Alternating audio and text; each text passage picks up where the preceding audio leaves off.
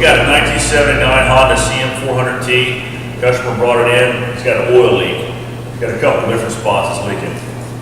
One of it's just, I call it weeping around the bottom of the head. Between that cylinder, it's leaking a little bit around the base gasket. Also going to rebuild his carburetors. First thing we're going to do is we're going to do a compression check and leak down test just to see how the condition of the engine is. But this is a quick little job, just new gaskets, middle of the head, check a few things out, and it should be back on the road.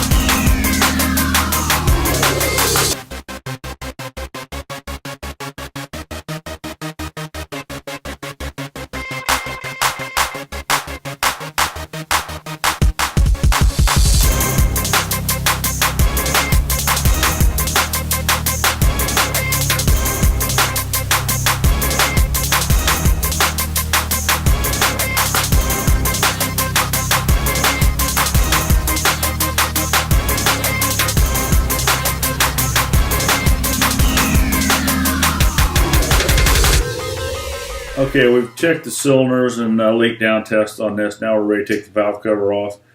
When we took the valve cover off this, it didn't clear the coil, so we had to take it off in the little igniter box on the other side. Took it off and it slipped right off. Then it was time to take the head bolts off after that. Head bolts on this, they do come out fairly easy. You don't have to take the engine out of the frame. You'll see coming up here, we pop these loose, and the four in the center come right up through the backbone of the frame. They were extremely tight in the center, though. We did have to take a 1/2-inch breaker bar with a pipe on the end of it to break them loose. When we pop the head off here, you'll notice the cam chain tensioner's got a little cotter pin in it, and I had forgot to pop that out. It made the cylinders come off a little hard, but other than that, everything came apart real nice. Cam chain was really tight, even with the tensioner loose, wiggling it off the gear. All in all, this is a real simple little engine. Doesn't get much simpler than this. 2 intake valves, 1 exhaust valve, twin cylinder, just a basic little Honda engine.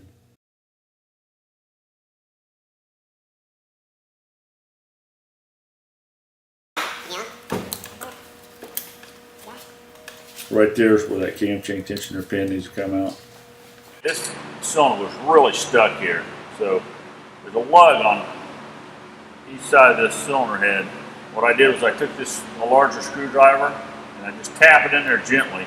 Just the wedging effect will pop that right off. That way you don't take a chance of breaking any fins or anything. We tried prying it up before we did this just to see what was going on. But if you'll also look right here, is where he's having a pretty big oil leak right back here on this side of this cylinder right here. So I'm pretty sure there's probably an oil passage that goes up through right in there, and that's where he's leaking in. We'll pop it off and see what's going on, maybe something else, but it could be just the case cover. But he did have this leak up here. But we'll look and see what's going on here with that. We're going to change all these gaskets also on the side covers, change everything, seals and everything, because we're going to go this far. We don't want any leaks after it leaves the shop.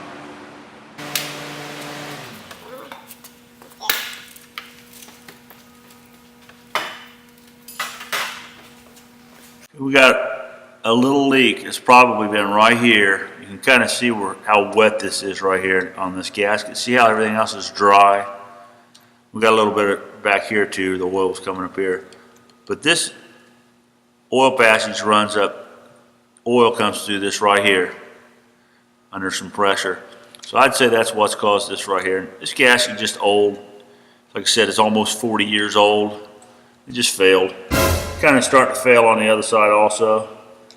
Now this piston, look at this piston here. It's been burning pretty clean, especially for this 20,000 miles on this old of a bike. Now this one over here, it's not been burning real clean. We've either had a problem with, you know, running rich, bad carburetor or something. I'm gonna crank these pistons up and I'll see what kind of condition the size of them are. If I can get them up. There we go. Look at the size of these pistons here. This one, the back looks really clean. Front looks really clean. This is what this one looks like. Got a little scarring down on the bottom, nothing major, just a little bit. But I'd say that this is because of combustion, or it's actually a rich condition probably. He said his carburetors weren't working good. Because if this ring was getting blow by, the side of this piston would be real dark. I'd say this engine's pretty tight. Everything shows good compression, leak down. We don't have any blow by on the rings. So we're just gonna dingleberry those cylinders, clean everything up, put it back together. Of course, we've got to wait 2 or 3 days for some parts. Saturday today, we'll have this thing back together hopefully Wednesday afternoon. Got the gaskets all scraped off and ready to put back together. Those gaskets are tough.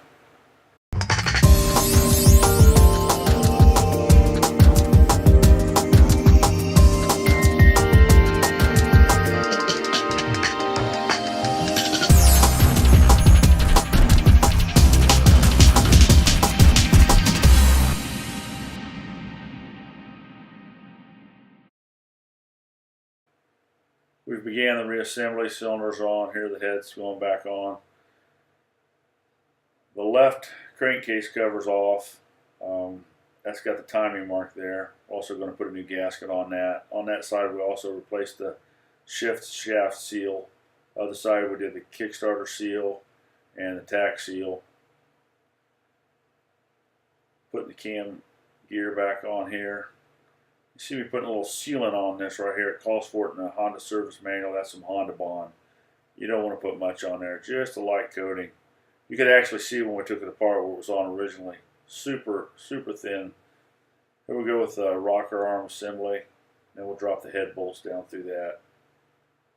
Make sure we put the long head bolts in the front and the short ones in the back. Copper washers go in the center for. Make sure that that cam chain tensioner is in the right place right there too.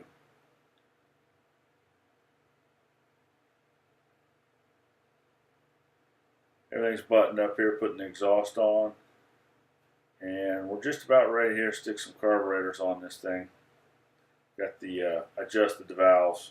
We did readjust the valves after we started it up and run it a little bit. Seems like they always need to be touched up a little bit. Right there I'm putting the cam chain tensioner bolts in there, adjusting that. I got to take a little pick to flick that one out the bottom there to get a nut on it. All in all, everything went real well. Went right back together. Nothing left over, no nuts, no bolts. Everything was good.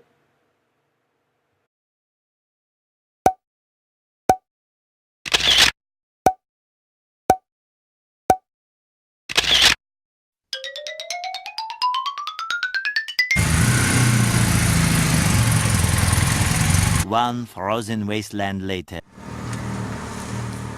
That was a cold ride. Thanks for watching.